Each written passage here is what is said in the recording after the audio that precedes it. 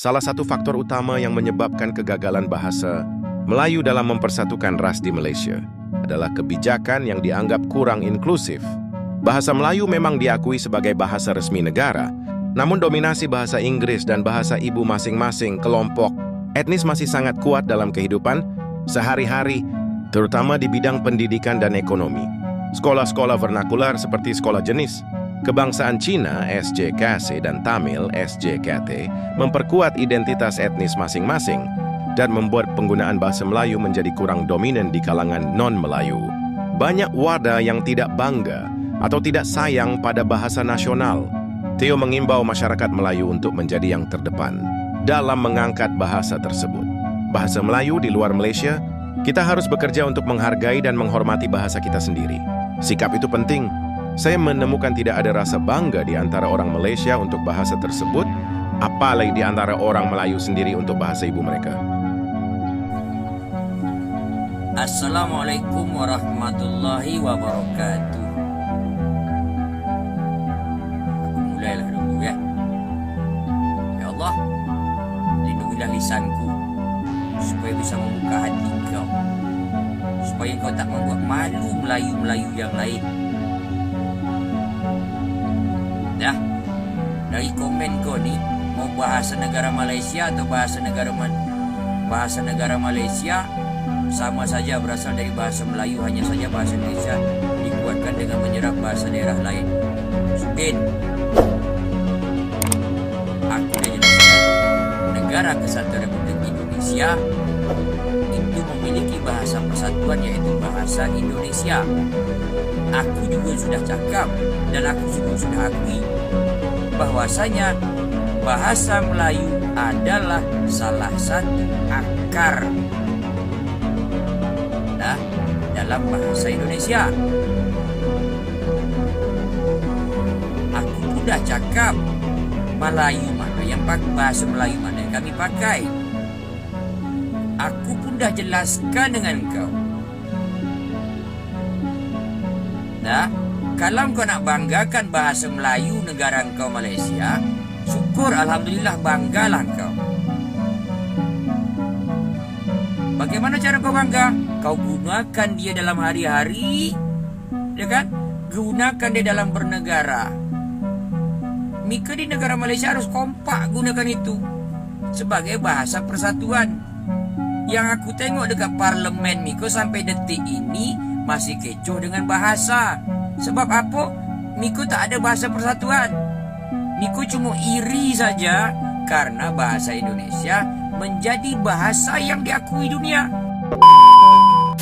Proses pembentukan negara bangsa di Malaysia gagal, dan bahasa Melayu juga ada tempatnya dalam dasar perpaduan negara sebagai wadah perpaduan, dan bahasa Melayu juga ada tempatnya dalam dasar kebudayaan negara sebagai jati diri kebangsaan. Tetapi semua itu adalah perhiasan semata-mata.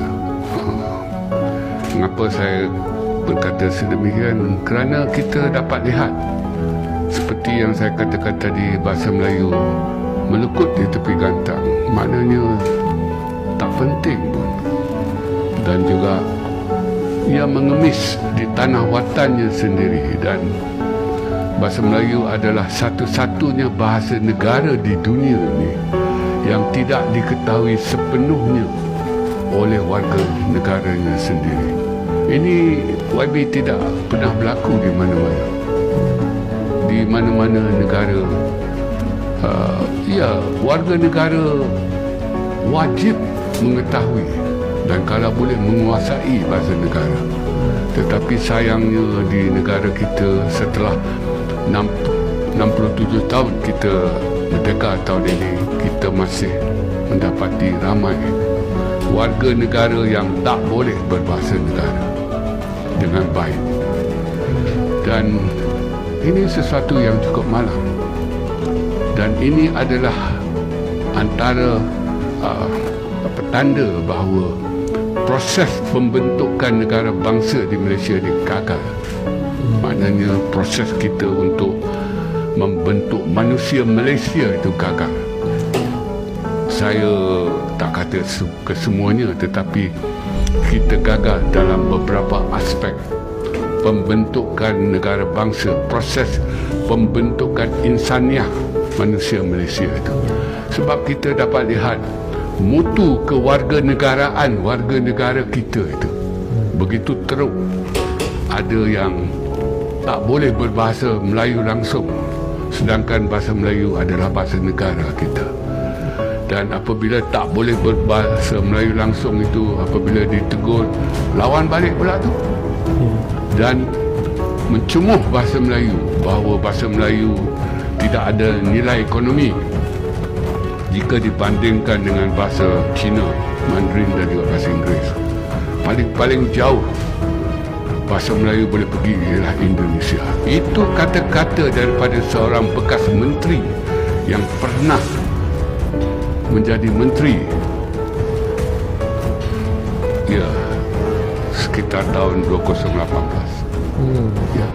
Balik Buntang berpendapat antara punca gagal menguasai bahasa kebangsaan berbunca dari beberapa faktor, antaranya rakyat Malaysia sendiri yang tidak mengutamakan penggunaan bahasa Melayu dalam pertuturan harian serta merakan, tidak menggunakan bahasa Melayu dalam program-program resmi dan formal.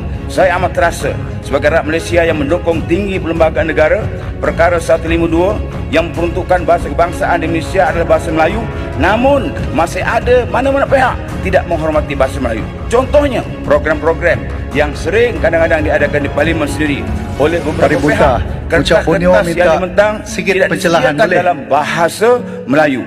Malahan saya tak benar.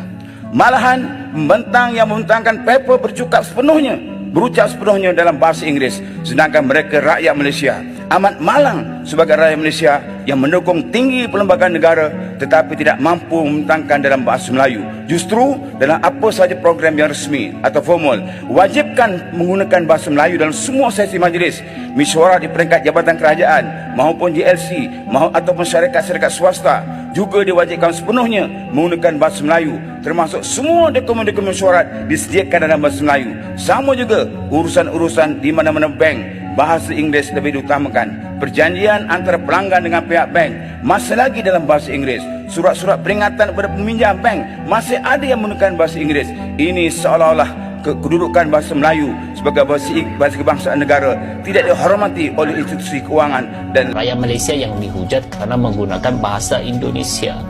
Dan saya juga sebenarnya memiliki pengalaman yang sama. Bahkan saya diminta diusir daripada Malaysia untuk pindah ke negara Indonesia. Jadi saya jadi bingung, kenapa ya kalau saya menggunakan bahasa Indonesia harus pindah negara begitu.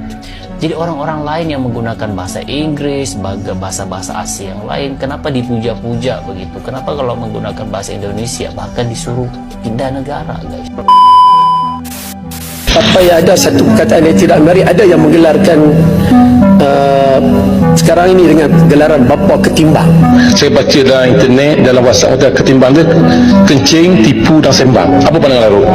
Merupakan perkataan yang terdapat dalam Kamus Besar Bahasa Indonesia. Sangat memalukan daripada politikus sampah. Penggunaan kata ketimbang oleh Perdana Menteri Anwar Ibrahim di Malaysia menjadi viral dan heboh. Pasalnya, kata tersebut tidak tercantum dalam kamus resmi bahasa Melayu, sehingga memicu perdebatan. Hal ini mengherankan, mengingat kata yang sederhana itu justru dipermasalahkan oleh sebagian netizen mereka. Di sisi lain, di Indonesia, kebijakan asimilasi yang ketat dan penerapan bahasa Indonesia di berbagai sektor kehidupan telah menciptakan kesadaran nasional yang kuat. Penggunaan bahasa Indonesia diwajibkan di sekolah, media, dan administrasi pemerintahan, sehingga menumbuhkan rasa memiliki bersama di antara suku-suku yang berbeda. Faktor sejarah juga memainkan peran penting, di mana semangat perjuangan kemerdekaan, Indonesia berhasil menanamkan bahasa Indonesia sebagai simbol persatuan.